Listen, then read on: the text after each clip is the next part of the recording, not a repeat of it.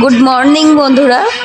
আজ রবিবার সকালে দেখো পেটাই পরোটা আর চানা এনেছে, আর ওগুলো খাওয়া হয়ে গেল। আর শোল মাছ দিয়ে লাউ করব, তাই আলু টালু কেটে রেখেছি। শোল মাছ দিয়ে লাউ করব। এই মাছটা প্রথমে ভাজা করে নিচ্ছি, তারপরে এখানে সবগুলো কেটে রেখেছি। এর মধ্যে সব সবজিগুলো ধুয়ে নেব ভালো করে। টমেটো, কাঁচা লঙ্কা ভালো করে ধুয়ে নেব, ভালো করে ধুয়ে নিচ্ছি।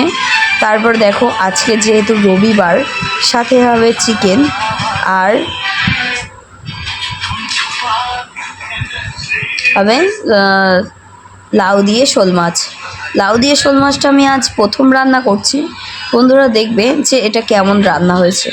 এই দেখো আমার প্রায় হয়ে এসছে, লাউ দিয়ে শোল মাছ আমার রান্না হয়ে এসছে। তাই উপর দিয়ে একটু ধনেপাতা কুচি করে ছড়িয়ে দিলাম, যাতে ফ্লেভারটা খুব ভালো আসে। এই যে দেখো, আমি এই প্রথম লাউ দিয়ে শোল মাছ রান্না করেছি, আগে কখনো করিনি।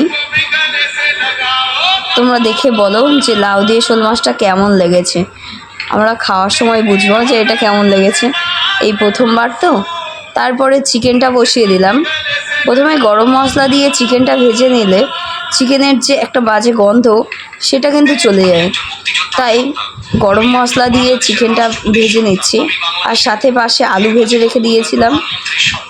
এই যে ভালো করে নাড়াচাড়া করে এখন চিকেনটা রান্না করব, যাতে চিকেনের মধ্যে কোনো বাজে গন্ধটা না আসে। তাই ভালো করেই ভেজে নেব। আর দেখো আমার চিকেন রান্না করা হয়ে গেছে। তাই একটু গরম মশলা দিয়ে দিলাম, যাতে চিকেন থেকে ভালো গন্ধ বার হয় আর ভালো টেস্ট হয়। ব্যাস, আমার চিকেন রান্না করাও হয়ে গেছে। রান্নাটা কেমন হয়েছে তোমরা কমেন্টে বলবে যে চিকেন না লাউ দিয়ে মাছের ঝোল কোনটা ভালো হয়েছে। তারপরে আমরা ভাত নিয়ে বসে পড়লাম। দেখো আমরা এখানে ভাত নিয়েছি, আর পাশে টমেটো কুচি করে নিয়েছি। আর শোল মাছটা দেখো, শোল মাছ নিয়েছি, আর এই যে চিকেনটা গুছিয়ে নিয়েছি। এখন আমি মেয়েকে খেতে দেব। আর মেয়ে চিকেন লেগ পিস খেতে খুবই ভালোবাসে, তাই মেয়েকে চিকেন লেগ পিসটা দিয়ে দেবো।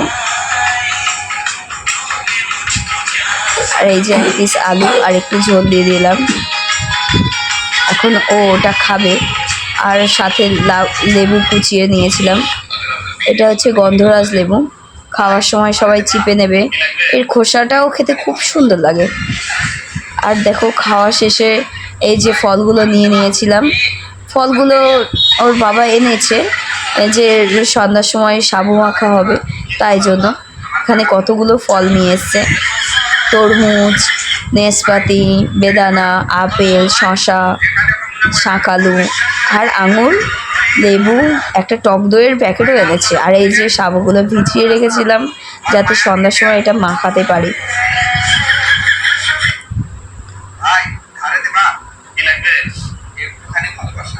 আর তারপরে খাওয়া দাওয়ার শেষে পাখিদেরকেও খেতে দিয়ে দিলাম। পাখিদেরকে এইগুলো দিলাম, যে ছোট ছোট ঘাসের দানা আর ম্যাশ, এগুলো দেব। আর একটু জল দিয়ে দেবো, যাতে দুপুরবেলা পাখিরাও, বাইরের পাখিগুলোও খেতে পারে। আজকেকার মতো ভিডিও এই পর্যন্ত। ভিডিওটা কেমন লাগলো সবাই কমেন্টে বলো।